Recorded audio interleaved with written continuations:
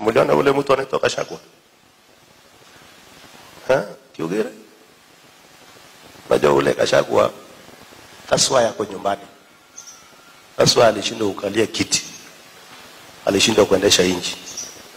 Niliona akisimama kule kanisani ama ilikuwa funeral. Akasema atio Sudi ametumwa na milioni 2 kwa PCA ili watulize watu ya PCA. Na akaongezea kusema atiwacha kutuma wauni kanisani. Mimi nataka niambia Gachagua, for your information, ile kazi nimefanya Kapseret peke yake ya kanisa, wacha Kenya, wacha kwingine. Hapa kwangu Kapseret peke yake hauwezi fika quarter hauwezi fika. Na nimuongezee nimwambie wakitoa Mama Dorcas kwa picha yako namna hii, wewe ni muuni mkubwa sana. So kazi ya kanisa hii tulianza kuanzia tukiwa Sunday school. Na hii ndio kazi niliomba naye kura, hii ndio kazi nimefanya maisha yangu yote. So mtu kuniita muuni, nataka nimwambie huyo ndugu yangu Gachagua, shida kubwa uko naye ndio ilifanya huko nyumbani. Mimi ni mmoja wao, nilikusaidia ukapata kuwa naibu wa rais.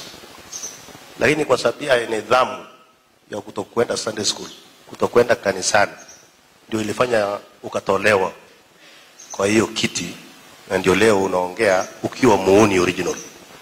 Sisi wengine ni Wakristo, na tukitoa kanisani hatutoe ndio tushangiliwe. Tunajua Biblia inasema mkono wa kutoa ndio inabarikiwa. Heri mwenye kutoa kuliko mwenye kupokea. Na ndio nataka nimwambie wale wote wanasikia vibaya, wanasikia uchungu tukichangia kanisani, tukitoa matoleo yetu kanisani, mtusamee kwa sababu hatuna namna nyingine ya kutoa matoleo yetu, lazima tutoe matoleo yetu kanisani.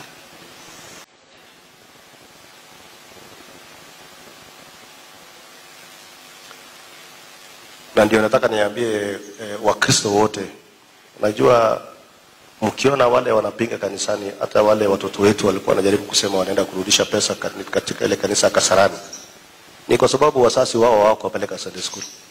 So mimi naomba kila mzazi, ikiwezekana, peleka mtoto wako Sunday school, peleka mtoto wako kanisani, atajua maana ya kanisa na atajua taratibu ya kwenda mbinguni.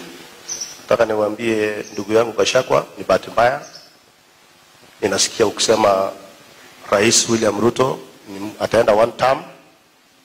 Hatuna shida na 1 term.